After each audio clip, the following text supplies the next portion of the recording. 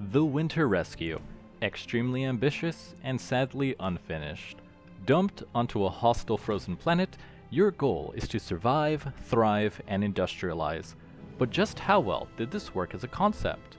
Managing hunger, thirst, and temperature right from the start poses a challenge, as every expenditure has a cost, and finding food in the barren wastes is not easy.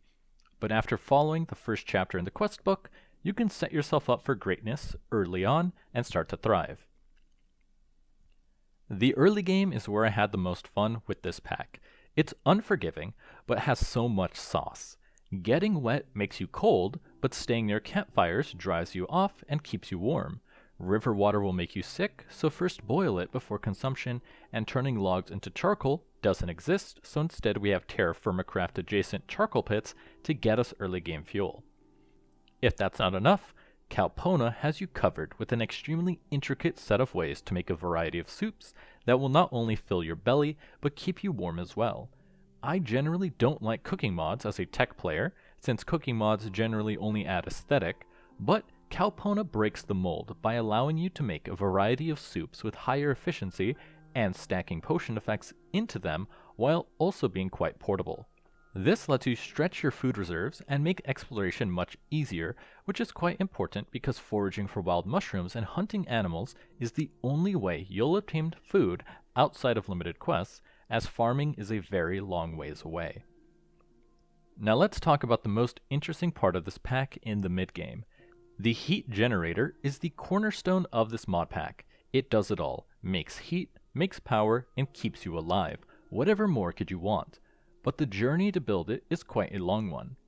One of the main mechanics you'll have to utilize before you can craft it is the research tree. All research is done via a resource collection, insight, and puzzle minigame in order to unlock more and more tech. Insight is earned via quest completion and exploration and is spent unlocking new tech.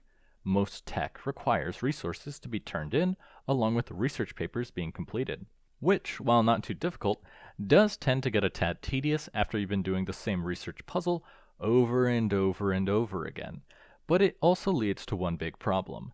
There is a bug that completely resets research completion, and if it happens to you, then you better hope that you have made a backup, because having to redo hours of research is a major morale killer, coupled with the fact that you have to return all of the resources you already gathered.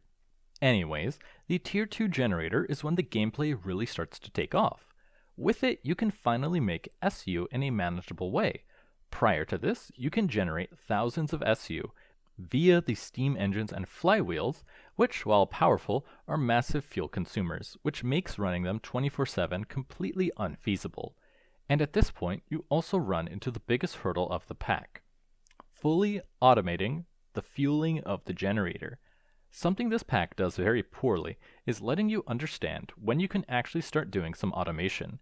The quest book will make you think that a Tier 1 generator suffices for growing trees and crops, but with its poor efficiency and high fuel costs, the best a Tier 1 generator can do is keep you from freezing to death during a blizzard. Once you unlock the Tier 2 generator and auxiliary heat units, you can actually do some automated tree and crop farming. This is where managing SU becomes important. Unique to the Winter Rescue, all create contraptions use SU based on RPM and the number of attached items, which means that you cannot design large automated farms without running out of SU very quickly. A solution for this is lowering the RPM down until the SU needs are just barely met. Normally, this wouldn't be an issue as SU is pretty easy to come by, but you become extremely limited in how much available SU can be drawn from the Tier 2 generator. When I finished what was available, the Tier 2 generator could sustain a tree farm, fuel farm, and steel-making machine without room for much else, let alone crop farming. At that point, what was supposed to happen is that you continue to upgrade the generator with steam to support more SU production, but for the life of me, I couldn't figure out how to keep up steam production at the rate we burned fuel. Perhaps with later research, fuel efficiency would increase to support it, but as it stands, the other systems in the mod pack don't exist.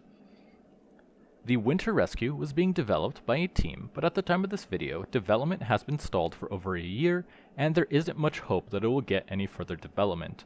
They have great ideas and an amazing theme, But for now, this mod pack will have to stay on the back burner until it gets a few more key updates that really push it over the edge and onto greatness.